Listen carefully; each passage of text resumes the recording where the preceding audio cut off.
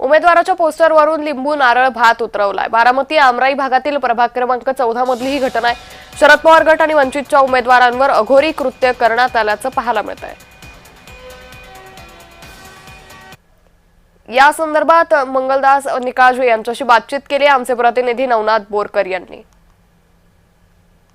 मी सध्या बारामती येथील आमराई या 14 प्रभाग मध्ये आलेलो आहे आणि या ठिकाणी एक अघोरी कृत्य झाल्याचं पाहायला मिळत आहे। आपण जर पाहिलं तर या ठिकाणी शरदचंद्र पवार यांच्या राष्ट्रवादी काँग्रेस पक्षाच्या आणि वंचितचे जे उमेदवार आहेत त्यांचं पोस्टर ठेवून या ठिकाणी अघोरी कृत्य केल्याचं पाहायला मिळत आहे। त्यांचं पोस्टर ठेवून उतारा या ठिकाणी ठेवला आहे। त्यामध्ये भात असेल, लिंबू असेल, नारळ असेल अशा पद्धतीचा उतारा ठेवून अघोरी कृत्य केल्याचं पाहायला मिळत आहे। अशा पद्धतीचं खरं तर अंधश्रद्धा पसरून काय साध्य केलं जातंय हे मात्र अद्यापही गुलदस्त्यात आहे। आज अक्षरशः आज मतदानाच्या दिवशी हा निवद नारळ ठेवून आणि दहीभात ठेवून या ठिकाणी लिंबू ठेवून त्या ठिकाणी आमचं कॉम्प्लेट ठेवून हा उतारा करण्यात आलेला आहे। खरं तर ही जी घटना आहे ती जादूटोणा विरोधातली घटना आहे आणि या महाराष्ट्रामध्ये जादूटोणा विरोधी कायदा आहे आणि हे जादूटोणा विरोधी कायदा असताना देखील बारामती सारख्या शहरामध्ये